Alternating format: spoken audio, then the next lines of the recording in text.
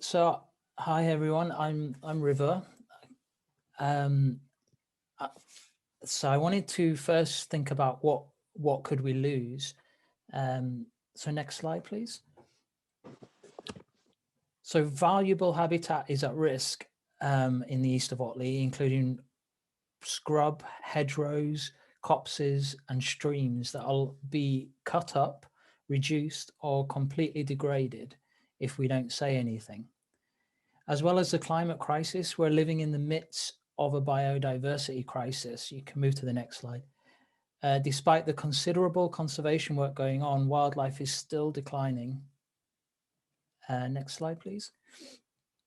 The main cause is thought to be habitat fragmentation, as well as the reduction in habitat quality. Habitat networks are intended to reverse this decline by linking and expanding habitats which are capable of sustaining greater biodiversity. So this is a map, sorry, last slide again. This is a map that was produced to really highlight the habitat network that is at risk. So what's highlighted in red is everything that will be lost on the current master plan. What's highlighted in green is what will be kept, but that's only because it's along the stream and therefore not, they can't build on it. Okay, next slide, please. So habitat networks are super important because, and they're so important, they have been protected by policy and the Otley Neighbourhood Plan, which Persimmon's current master plan seems to ignore entirely. Badger and hedgehogs are some of the protected species, along with bats, that need this habitat network and will be severely affected if their habitat is severed by the relief road. Hedgehogs in particular are at risk, as research showing the national decline is in part due to habitat fragmentation caused by new roads. Next slide, please. Currently, the consultation site also states that there will be a removal and subsequent replacement of a number of protected trees and planting of new trees. And this completely ignores what was democratically voted in the Otley Neighbourhood Plan. With some consideration, this doesn't need to be done at all. They can still develop the land and achieve what they need to do without moving any of these trees. Next slide, please. So what can we do? Underpasses. The bats, badgers, and hedgehogs need to be able to move in the landscape as freely as they do now. So we need the developers to incorporate a series of wildlife underpasses to allow them to safely cross the new road. As an absolute minimum, we need one in the north, one to coincide with the beck, and an underpass allowing access for wildlife and people to connect to the greenway.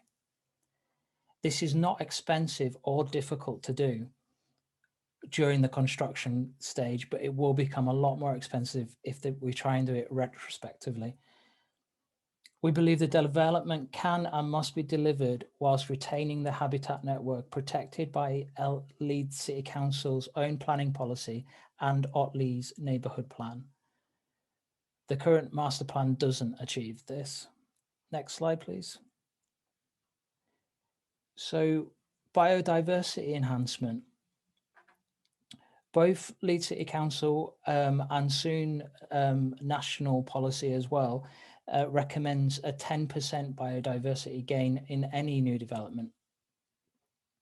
This is possible. It might sound a bit contradictory, but in new buildings, you can integrate swiftness features like this image in the middle, which are really discreet. And swifts are super clean animals, so there's no poop down the wall or anything. And bat boxes, which can be also really discreet, which are on the left. Garden fences as well should allow hedgehog access because the hedgehog population is so high in that area, and they are going to suffer from the fragmentation once again. Lighting also needs to be considered to promote dark skies for bats. So the level of lighting needs to be considered, and hopefully the timing as well. So these are only our very minimum requirements. Wildlife Friendly Otley and 2030 are going to continue to fight for the best outcome for wildlife and for people. Next slide, please. So we're asking you to please use your voice for our wildlife, and we believe the East of Otley development should at the very least adhere to the Otley neighbourhood plan that considers the extended Leeds habitat network. We expect the development to work with local conservationists to deliver a minimum of 10% biodiversity net gain, because new houses don't have to devastate our wildlife. And finally, what is good for our wildlife is good for people. Green infrastructure must incorporate habitat networks for wildlife. And so please go to Otley East, once again, just echoing Andrew, and participate in the public consultation. Also, you can join Wildlife Friendly Otley and or Otley 2030's mailing list to keep informed with how this develops and to be reminded when the next stage of consultation comes. And that's me done.